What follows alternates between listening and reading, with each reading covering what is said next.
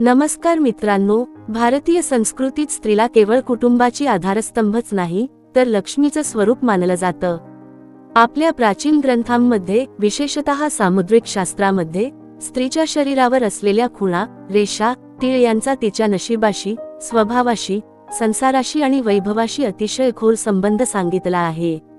असं मानलं जातं की प्रत्येक स्त्रीच्या शरीरावर असलेला प्रत्येक तीळ हा केवळ सौंदर्याचा भाग नसून तो तिच्या भविष्यातील सुख, दुःख, धन, मान, सन्मान आणि यशाचा संकेत असतो।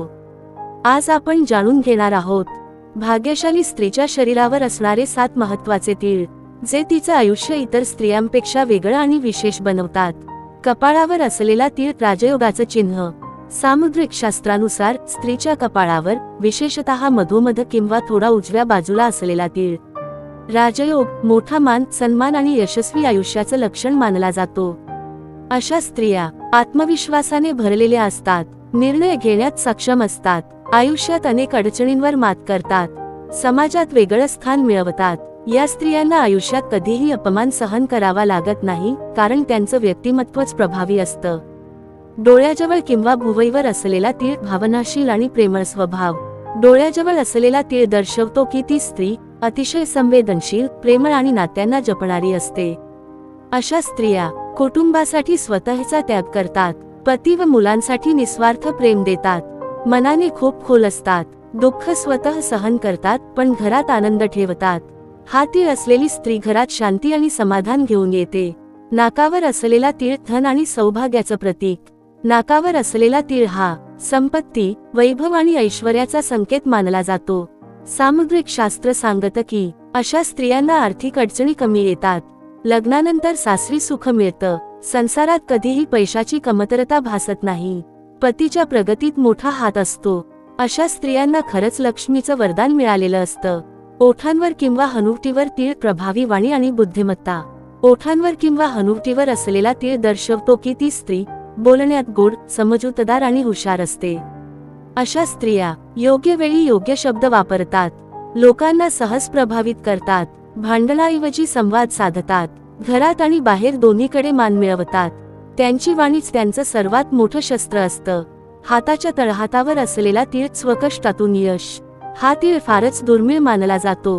हाताच्या तळहातावर तीळ असलेल्या स्त्रिया स्वतःच्या मेहनतीवर आयुष्यात मोठं यश मिळवतात। अशा स्त्रिया कधीही हार मानत नाहीत, स्वतःचं स्थान स्वतः निर्माण करतात, संकटांमध्येही ठाम उभ्या राहतात, आयुष्यात कधीही रिकाम्या हाताने राहत नाहीत। हा तीळ असणं म्हणजे भाग्य आणि परिश्रमाचा सुंदर संगम। पायाच्या तळव्यावर असलेला तीळ राजस जीवन आणि प्रवासयोग। पायाच्या तळव्यावर तीळ असलेली स्त्री राजस जीवनशैली, प्रवासयोग आणि परदेश सुख अनुभवते। सामुद्रिक शास्त्रानुसार अशा स्त्रियांना खूप फिरायला मिळतं, आयुष्यात अनेक नवीन संधी मिळतात, कधी कधी परदेशात स्थायिक होण्याचाही योग असतो, जीवनात आलिशान सुखसोयी मिळतात।